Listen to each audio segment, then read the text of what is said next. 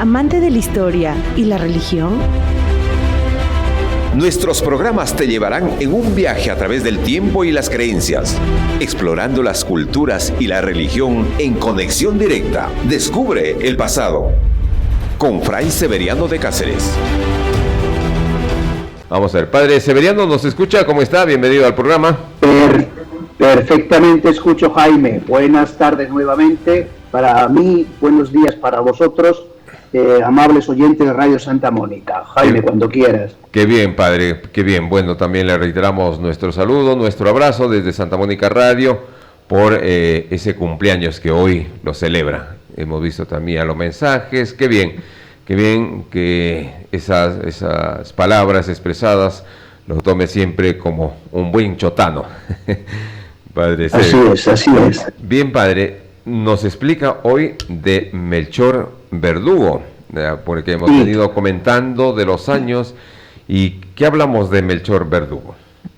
Bueno, mira, es muy importante, lo hemos repetido en el programa de hoy, mientras no escuchábamos muchísimas veces, pero es muy importante saber quién es esta persona. ¿Por qué? Porque Chota, si ha sido fundada por españoles, depende de Melchor Verdugo, que es el que manda en la encomienda de Caxamarca desde 1535. Entonces, este hombre es un personaje que nace entre 1514 y 1515 en Ávila, aquí cerquita de Madrid, ¿no? Sus padres es el hidalgo Francisco Verdugo y Marina Olivares. Bien, pues este hombre resulta que con apenas 15 o 16 años se junta a Pizarro en Coaque. ¿Qué es ese Coaque? Que también se lee ahora Coaque, que está en Ecuador, es una población de Ecuador. Ahí se junta. Date cuenta que tiene 14, 15, 16 añitos, nada más, entre 15 y 16. Bien, este es como un criadito. Uno de los cronistas, Rodrigo de Lázaro, dice, vi al dicho Melchor Verdugo en el pueblo de San Miguel. Llegó a pie a Cajamarca en 1532 con las huestes de Pizarro. Señor, fíjate, un señor que llega caminando, no tiene caballo, no tiene nada, es un don nadie, con 14, 15, 16 añitos, dan noticia de que efectivamente estuvo en la conquista de Cajamarca. Bueno, y así resulta que al poco tiempo ya, después de llegar a Cajamarca 1533 con la huesta de Pizarro, tras la conquista, al repartir el botín, consigue plata y oro y compra el primer caballo. Uh-huh. Ya Pizarro ha conquistado, ¿no? Le ha engañado al Inca, ¿no? Entonces hay que repartir el botín. Pues este señor, que llega como un don nadie, como un criadito, recibe un dinero. Pero este es muy listo. Hay que ir viendo de qué personaje estamos hablando. Y por qué digo que la fundación de Chota es mucho antes de ese 1552 que se apostilla. Bien, cuando se reparte, lo primero que hacer es comprar un caballo. No es lo mismo ir a pie, el sufrimiento, que ir a caballo. Ya tiene un estatus social, ya tiene un dinero.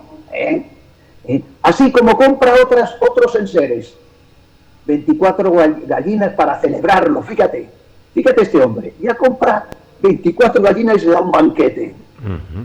Y en lugar de volver a España, como hicieron algunos con ese botín, bueno, ya en España voy a ser rico, pues este se queda en Cajamarca, con los que se quedan también, y después se va también inmediatamente con Pizarro a Cuzco. Supo vencer la nostalgia de volver, un niño que es, dejarse ganar por la ambición y pensar que va a ser más rico y más poderoso. Es decir, un niño que no tiene nada, ni dónde caerse muerto, al estar con Pizarro apoyando a pie como un criado, a la hora de repartir el botín también le corresponde, no tanto como los soldados a caballo, pero sabe invertirlo. Lo primero es comprar un caballo, que eso es muy importante en la conquista. El que tiene un caballo ya es un hidalgo, ya es un estatus social alto. Bueno, pues fíjate, de hablar de un niño que no tiene nada, Melchor Verdugo se convirtió en uno de los hombres más ricos del Perú, ojo, date cuenta, hemos de decir, de un niño de 15 años, se va a convertir rápidamente en el más rico del Perú. ¿Y por qué decimos que el más rico del Perú? Porque la encomienda de Cajamarca que le fue concedida por Pizarro es de las más ricas que había en el Perú. Y su comportamiento no nos habla solamente de los deseos y aspiraciones de los de Cajamarca de conseguir riquezas, sino también de sus sueños y fantasías sobre atributos que hacen la vida de un hombre de a pie, un señor de indios, es decir, el encomendero, va a pasar de un señor a pie, un pobretón, a un señor de indios, a un señor poderoso que va a mandar. Y este hombre también está en la fundación de Cuzco. Fíjate, está en Cajamarca, bien, reparten botín. Pues sigue a Pizarro, porque ya tiene un caballo, y se le señala un solar al conquistar Cuzco, se le señala un solar, una casa. Pasa a Lima, de ahí el 5 de marzo de 1535 junto a otros.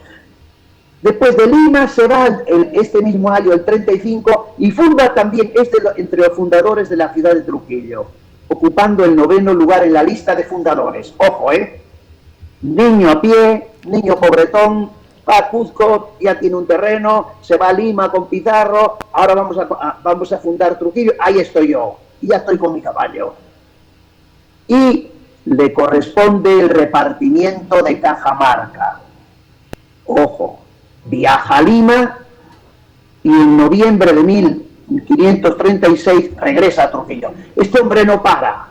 Donde hay algo que ganar, ahí está. Se siente agradecido con la consideración que le tiene el gobernador y que le hace muchas mercedes. De Pizarro, pues le cayó en gracia, que un pobretón, un niño, debía ser avispado, debía ser pues un hombre que hacía buenos servicios. Bueno, pues el 20 de mayo de 1537 presentó al teniente García Holguín indios ya de su encomienda para tomar posesión por primera vez. La encomienda, lo veremos después, se la dan en 1535. Pero ¿cuándo toma posesión? 1537. No hay que olvidar que los mayordomos de Melchor Verdugo son los que llegan a todos los rincones de la encomienda. Ojo, Melchor Verdugo no es solo. Vamos a ir viendo cómo ya tiene casi un ejército que manda a él, es el capitán, ya se convierte en el capitán Melchor Verdugo. Y tiene mayordomos, tiene gente, oye, tú vete aquí, tú vete allá, tú vete a Chota, tú vete a donde sea, ¿no? Y el caso es que toda la encomienda esté ya controlada y los impuestos que imponen a los indios es lo más importante de todo eso, ¿no? Llegar a todas las guarangas. Bien, pues sigue el hombre el 24 de mayo de 1539, retorna a Trujillo y quería apreciar de cerca el progreso de su encomienda. Su encomienda ya la tiene asegurada por gente de su confianza, que tanto le aseguraban sus mayordomos. Dice, oye, patrón, ya los mayordomos que tiene, señor capitán Melchor Verdugo, esta encomienda es riquísima. Bueno, obtiene varios privilegios el 13 de noviembre de 1537 como regidor del Cabildo de Trujillo. ¿Por qué? Porque es un hombre ya rico. Y más todavía, seguimos avanzando. Se jacta de haber encontrado minas de plata. En 1540 la encomienda recibe la visita de Cristóbal Barriento, la encomienda de Cajamarca, que es de Melchor Verdugo, la inspecciona y en el censo efectuado para la corona, tanto del propio territorio de ultramar, se jacta de haber encontrado las primeras minas de plata, de haber levantado iglesias, de tener clérigos para la enseñanza de la doctrina cristiana en toda su encomienda, pero a la vez es un sanguinario, como demuestra la visita que hizo a la guaranga de Bambamarca con su perro el Bobo, que mordió a un niño, y este niño murió.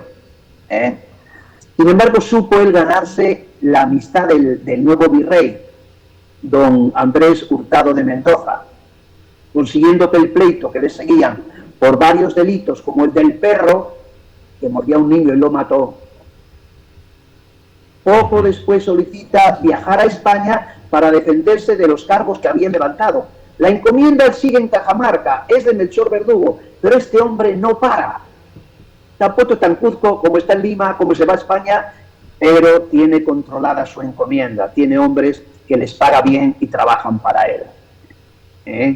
Por eso después ya seguimos avanzando. El 23 de diciembre de 1560, el Real y Supremo Consejo de las Indias le acusa de varios delitos, tiene muchos pleitos, muchos delitos. Sin embargo, el rey le dio mercedes de volver de nuevo al Perú. Bien, y vamos concretando más. Melchor Verdugo es un hombre ambicioso, que pasa de llegar a Cajamarca caminando, repito, esto es muy importante, a tener en poco tiempo un capital, unas amistades siempre cercanas al rey y al virrey del Perú, decisión para estar en Trujillo, Cuzco, Lima, buscar sus intereses sin descuidar su rica encomienda de Cajamarca.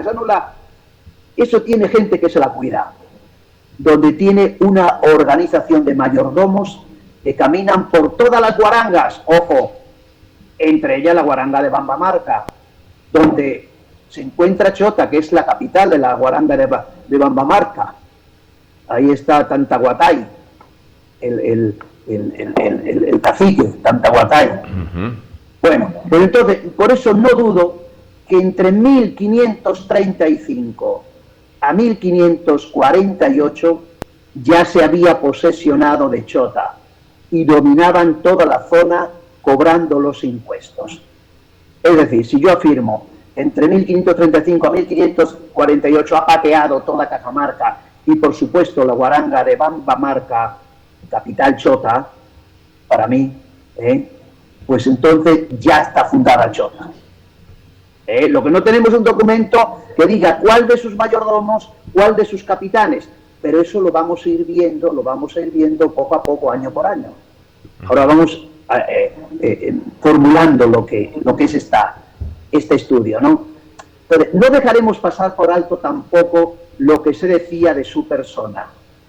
Melchor Verdugo se sirvió de la encomienda de una manera muy abusiva.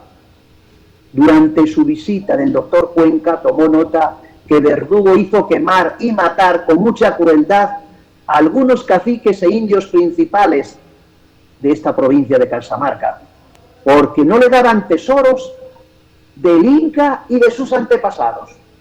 Es un hombre con una avaricia, es un hombre con un deseo de poder, con un deseo...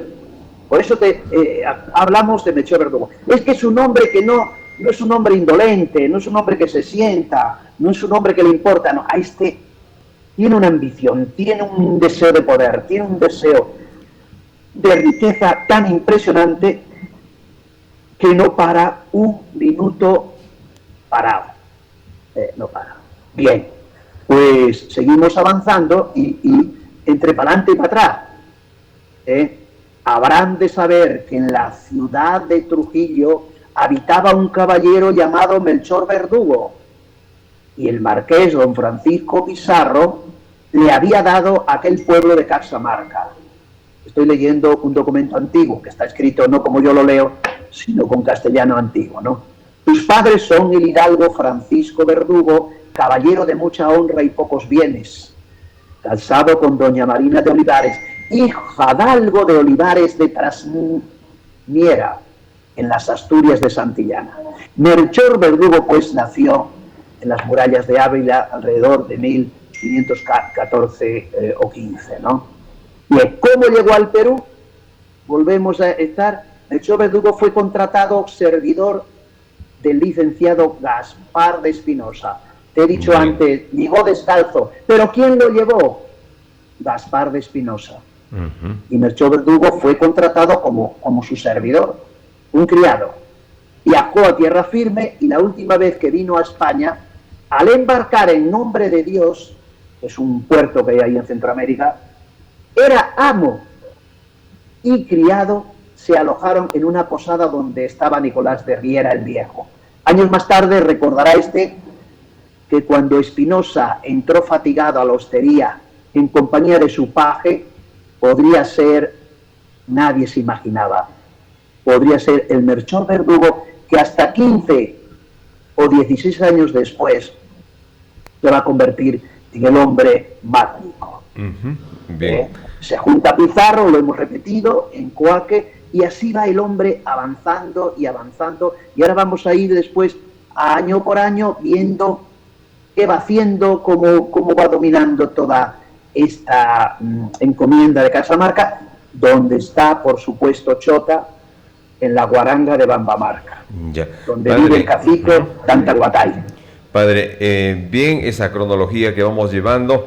Bien, continuamos con Conexión Directa. El padre Severiano nos va explicando, nos va narrando esa tesis sobre Melchor Verdugo y que se relaciona precisamente con nuestra cultura, que ya nos ha indicado de que la guaranga de Bambamarca a quien perteneció Chota.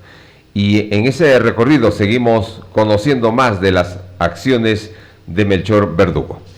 Padre. Bueno, pues ahora, todo lo que he hablado, ahora en un documento del Archivo de Indias, para que vean que estamos hablando de documentos oficiales sobre lo que aconteció en Cajamarca. Dice así: Melchor Verdugo era de estos muchos en la marcha a Cajamarca, y por tanto entró a pie como otros caballeros lo hicieron. Y así anduvo hasta que fue preso a Tabalipa, que llamaban al Inca, ¿no? Al repartirse el botín, obtuvo por su esfuerzo 135.6 marcos de plata y 3.330 pesos de oro. Después de estos, sus mismos compañeros comenzaron a tomarlo en cuenta. Ojo, antes era un criadillo de nada, pero cuando tiene este dinero, ojo, eso ya es un señor.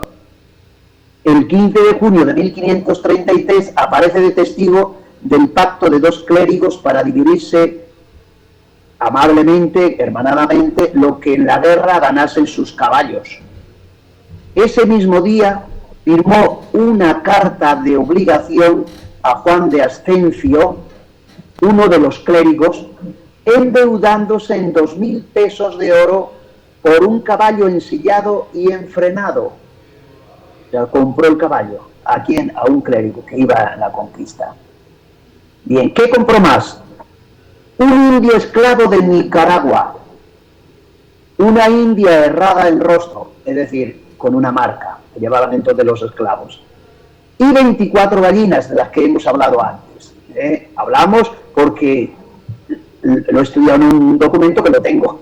Sin duda, programaba un festín para celebrar su encubramiento a jinete. Por último, el 11 del mismo mes, lo volvieron a encontrar en la compra de una yegua al soldado Pedro de Mendoza. ¿Ves? Es que este hombre es un artista para el negocio. Yo creo que los chotanos tienen un buen paisano en Melchor Verdugo. Bien, hay un protocolo de los ambulantes, es un documento de conquistadores, que se recogen precisamente estas actividades que te llevamos dichas, ¿no? Registradas por los escribanos, lo anotaban todo. Se observa la compra-venta de esclavos indígenas y se habla de un indio de Nicaragua esclavo y una india errada, 1533. Yo tengo aquí el documento, lo estoy viendo, que es muy difícil para leerlo. Bien. Segundo, participa en varias batallas. Vuelto a Cajamarca, compró allí otro caballo a Juan Porras, el cual era morcillo, es decir, un caballo de un color negro con un ligero tono rojizo. Se llama un caballo morcillo, así que ese es el color morcillo. Y costó 2.500 pesos o algo más. Eso de andar a pie estaba bueno para soldados pobres, dice Melchor Verdugo. Después partió con la cuesta rumbo a Jauja, donde todos descansaron algún tiempo. Con sus armas y caballos asistió entonces Hernando de Soto en una batalla en Vilcas, después en Vilcaconga, también estuvo en la refriega de Cusco y en la persecución de Quisquis, ingresando luego a la ciudad sagrada de los incas la mañana de San Eugenio de 1533. Entonces Pizarro repartió los indios entre los vecinos que allí quisieron quedar, porque a muchos no les pareció poblar en la tierra, sino venirse con lo que habían tenido a Cajamarca o Cuzco a gozar se fueron a España, ¿no? Pero Verdugo fue de los que supo vencer la nostalgia al quedarse allí para ganar más. Pensaba hacerse más rico todavía y alcanzar sitial poderoso. Él estaba demasiado joven, las murallas de Ávila, de su pueblo, de su ciudad, aún podían esperarle. Y es por eso que en la Fundación Española de Cuzco figura el abulense, es decir, Melchor Verdugo, con los siguientes términos: señalósele a Melchor Verdugo un solar a las espaldas de Diego Maldonado, linderos de calle de Candia. O sea que va. Entonces, seguimos. Hemos dicho antes que está en Trujillo la fundación, colabora en la fundación de Trujillo y recibe la encomienda de Cajamarca. Y esto está en otro documento del Archivo de Indias, que dice así: pero Verdugo no volvió mucho en su nueva vecindad, no vivió. Por razones que ignoramos, bajó entonces a Lima, que tenía pocos días de fundada, y con el gobernador Pizarro, su secretario Picazo y el trazador Diego de Agüero, partió con dirección al norte. Después de atravesar candentes arenales, los viajeros avistaron un gran valle del que era señor Tajacinfín, último rey de los chimúes. Y allí, el 5 de marzo de 1535, fundaron la ciudad de Trujillo como homenaje a la patria del gobernador. Él es de Trujillo, un pueblo de Cáceres. A Verdugo entonces no se le dio ningún cargo en el cabildo, pero en cambio ocupó el 9º lugar en la lista de fundadores. Y de esto, en cuanto al repartimiento, pues le va a corresponder Cajamarca, que ya hemos dicho también, pero ahora lo estoy leyendo en un documento, ¿no? Para que sepan que yo no me invento cuentos ni novelas. Esto está todo en el Archivo de Indias, ¿eh? Estamos hablando de documentos escritos por los manuenses, o sea, secretarios que llevaba Pizarro para todas las cosas y eran apuntadas, todo lo que hacían, ¿no? Bien, claro. Pues resulta que el repartimiento que le corresponde es Cajamarca, con su curaca, Conquiculma y los demás reyezuelos locales. Eran estos: Tantahuatay, señores de Bambamarca. Y este Tantahuatay, lo veremos más adelante en otros documentos, que sí, es el cacique, es el que manda en la guaranga de Bambamarca, pero que vive en Chota. Para que vayamos uniendo cómo va la fundación, ¿no? Porque digo yo que es antes de lo que decimos. Pariatungo, señor de Pumamarca, en fin, otros señores más, ¿no? Tan grande fue el número de indios otorgados a Verdugo que se remoreaba que Pizarro había sido generoso con él para resarcirlo del mucho oro que le ganó en el juego. Tiene un juego que resulta que Pizarro el otro se dejó que le ganara, ¿no? Y entonces lo resarció, pues dándole la encomienda de Cajamarca. En Cajamarca se lo había quitado y ahora se lo iba a devolver. Y Cajamarca era más grande que Ávila y Segovia juntas, ¿no? Bien, ahora vamos a la encomienda de Cajamarca, 1535. Don Francisco Pizarro, adelantado el capitán general y gobernador de su majestad de estos reinos de la Nueva Castilla, y para que su auto, a vos Melchor Verdugo, vecino de esta villa de Trujillo, habéis servido a su majestad en la conquista y pacificación de la población de estos reinos con vuestras armas, vuestras personas, he sido primero poblador y persona de honra por la presente remuneración, etcétera, etcétera, os deposito la provincia de Cajamarca, con el cacique Conquecusma, y otros que se llaman Tantahuatay. Fíjate lo importante que era la encomienda de Bambamarca, En este documento y en todos los documentos, lo que enseguida se junta, lo que dice se junta es la guaranga de Bambamarca y Tantahuatay. Para que veas que no estamos hablando de que Chota era, qué sé yo, el último residuo, porque efectivamente era como la frontera con la provincia de los Guambos.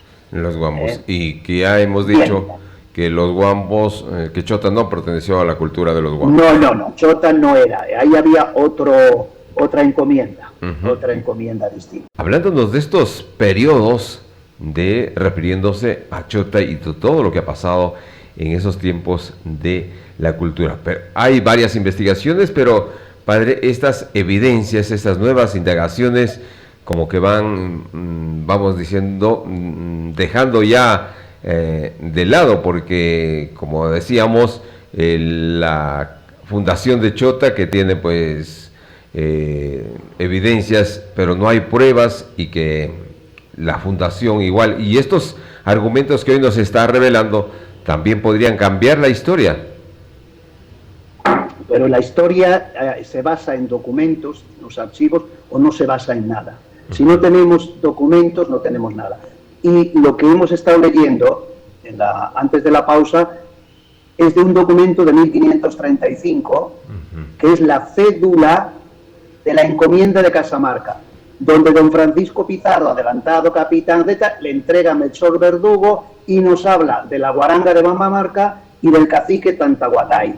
Bueno, por no leer más, porque es un documento grande, pero sabe que esto en un libro sí se publica, esto está firmado en la villa de Trujillo a 5 días del mes de marzo de 1535 años. Francisco Pizarro por mandato de señoría. ¿Y quién es el que escribe este? El secretario, Antonio Picado. Es una férula que es clave. Es decir, este es un testamento, este es un documento de compra-venta. Yo soy el que mando en todo el Perú, que soy el virrey, a nombre del rey de España. Pues bien, yo te encomiendo a ti, Melchor Verdugo, esta, y además te hablo que tiene tantos indios, etcétera, etcétera, y muy especialmente, qué casualidad, se habla de la guaranga de Bambamarca, y se habla de Tantahuatay, que veremos en otros documentos, que ha estado, que su casa estaba en Chota. La encomienda. Bien. Bueno, entonces ahora más documentos de lo que hemos dicho. Salida de Trujillo.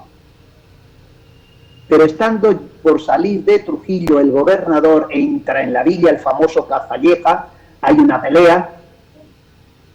Sorprendió mucho al gobernador este gesto de Agüero para evitar peores males. Envió a Melchor Verdugo al Cuzco, hay batallas. Es que le hace mucho servicio. Es un hombre que arriesga. Está aquí, ya tiene su encomienda. Pero, oye, le mandan allá y si salgo triunfador, me van a dar más. Me voy allá, ¿me entienden? O sea, quiero recalcar esto. Melchor del Lugo es un hombre ambicioso. Es como un torero que no le importa que le coja el toro, no, que yo quiero ser el mejor torero. Igual es este hombre, hace un torero. Pues se va para acá, se va para allá. Y entonces, ¿qué ocurre? Gratitud imperial. Se considera triunfador en una carta a su madre. La primera carta después que le escribe a su madre en 1536, una carta, ojo, que se encuentra en el Archivo de Indias. Dice: luego de una corta permanencia en Lima, durante la cual el 18 de noviembre de 1536 declaró en la probanza de Diego de Agüero, el de las Albricias, Verdugo regresó a Trujillo. Y allí el 7 de diciembre escribe esta carta a su señora madre. Esta carta es como una de las pocas de este tipo que se conservan de los conquistadores. Pero su mayor mérito estriba en la petulancia juvenil, pues su autor se muestra con la vanidad del nuevo rico, del hombre que cree haber triunfado en la vida. Y por eso se expresó así: Yo quedo en el pueblo donde siempre he estado y vivo en una villa que se llama Trujillo.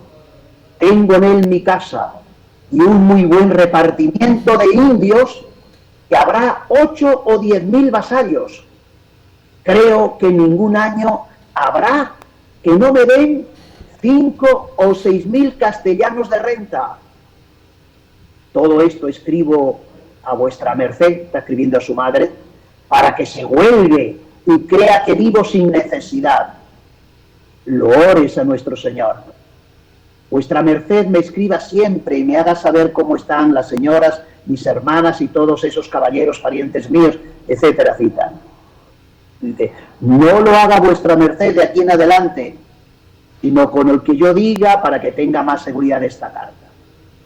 Ante estas líneas, doña María de Olivares debió de sentirse realmente satisfecha. Su hijo de 22 años de edad era todo un señor feudal en el Perú. Los señores feudales de aquí tenían castillos en España. Les heredaba el rey, ese castillo tenía todo un territorio. Pues su madre compara lo que hay en España de un señor feudal con lo que tiene su hijo Melchor Verdugo en Perú. Tiene toda una encomienda, ¿no? Y así se lo comunicaría primero a sus dos hijas, que eran, le dice que eran los parientes. Pero antes de concluir el escrito, doña María tuvo que enterarse de las nuevas pretensiones de su hijo. Decía este que no lo preocupaba el cargo de alguacil mayor de Trujillo, porque no hay necesidad, porque el gobernador me quiere tanto que siempre procura de hacerme mercedes. Requería con urgencia la perpetuidad de sus indios, una conducta de capitán, el título de capitán y el título de regidor perpetuo. Y como es amigo de la autoridad, pues esto es lo que está. Como ves, que no me quiten los indios, que esta encomienda me la quinte, que es la mejor de Perú, etcétera, etcétera. Pero lo que también le entusiasmaba a él, esto era pues un título honorífico, es el hábito en la orden militar de Santiago, porque eso lo haría caso único entre todos sus compañeros, o sea, todos los que habían ido a la conquista de América. Él era bien nacido, pero no siempre la casta hidalga era fácil de probar. Había pues que conseguir buenos testigos, etcétera, etcétera, ¿no? Y entonces él presenta lo mucho que ha servido al rey, lo mucho que he servido en esta tierra a su majestad, y de cómo me hallé en la prisión de Atabalipa, y otras cosas. Por este tipo de hazañas no había de tener cuidado, porque advertía a su madre, yo soy muy bastante, pero lo de la limpieza de sangre debían preocuparse algo más en conseguir buenos testigos. Este hombre no para, es un ambicioso, es un hombre que quiere ser el número uno.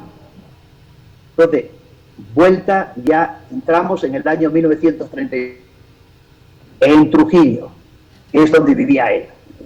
Melchor Verdugo dirige la encomienda desde Trujillo.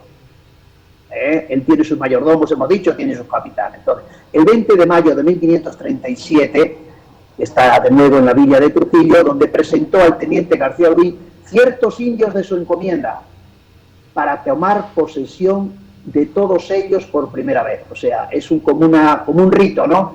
Traen de cada encomienda, cada guaranga, llevan unos indios, los mayordomos, a Trujillo, se los presenta al que tiene que darle el título, y le hacen encomendero ya oficial, ¿no? El 37. Y no se para. Este hombre después del 24 de mayo se va corriendo a Lima otra vez. No para este hombre de Trujillo a Lima, de Lima a Cuzco, no para. Para Melchor Verdugo, los indios de su repartimiento dejaban mucho que desear, pero los que conocían de cerca a cualquier curaca de Verdugo, calcando el cantar castellano del más pobre, hubieran podido decir, Dios, qué buen vasallo tuviese buen señor. Es decir, los indios de Cajamarca eran muy buena gente, pero Trujillo era un desalmado. Hay que decir, Muy bien. Bueno, pues seguimos ya, y tenemos tiempo, a 1538. Vuelta la célula, él quiere que se la den bien. Ahora voy a tomar posesión. Una cosa es que me dan la célula, que me la encomiendan, que es mía, pero ahora tomo posesión.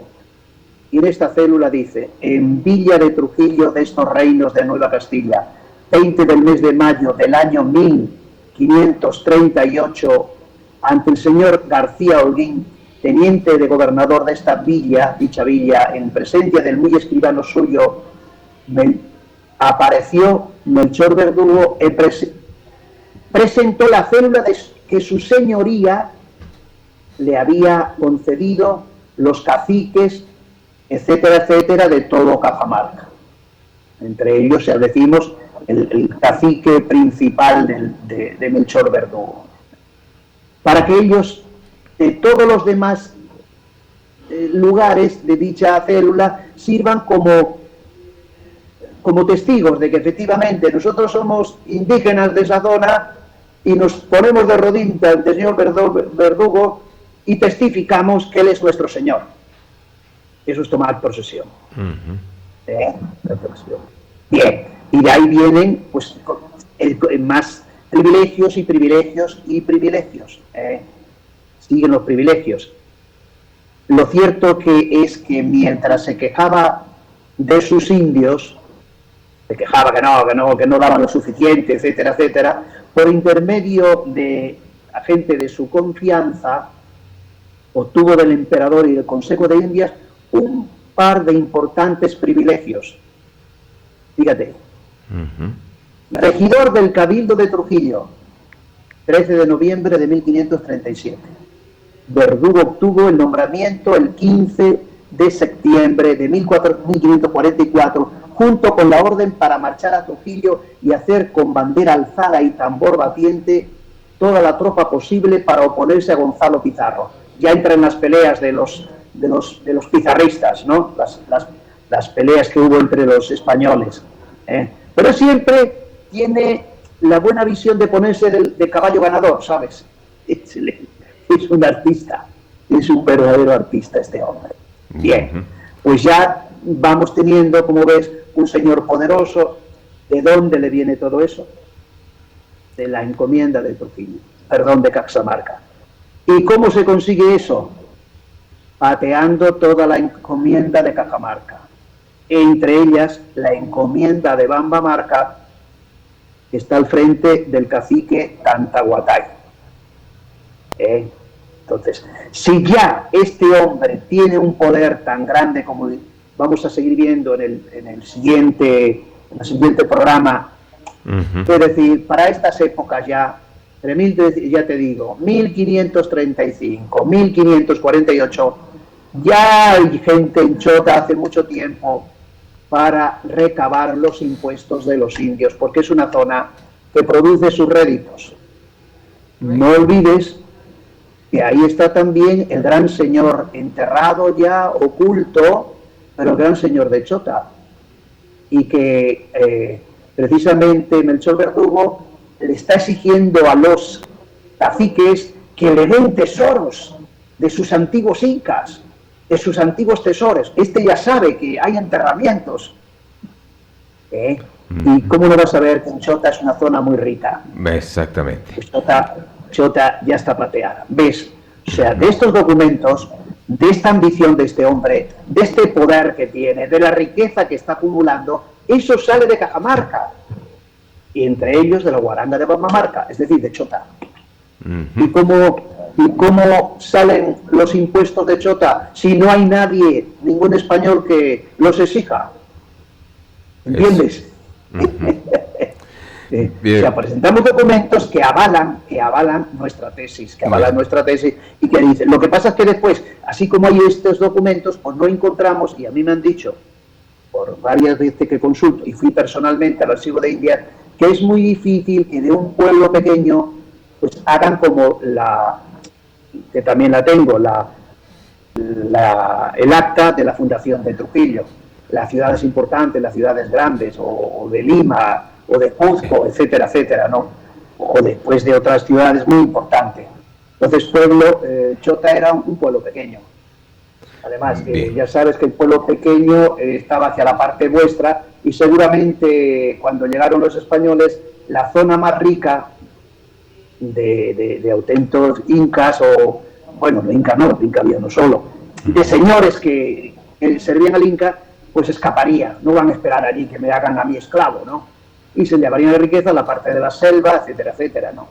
Así es. Es lógico. Bien, pues padre, en esta situación, ¿cómo iba escalando Melchor Verdugo y asumiendo cargos?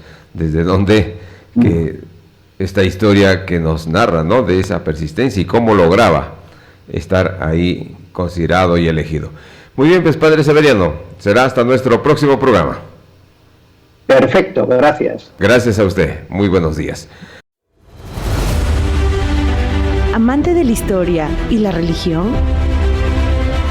Nuestros programas te llevarán en un viaje a través del tiempo y las creencias, explorando las culturas y la religión en conexión directa. Descubre el pasado con Fray Severiano de Cáceres.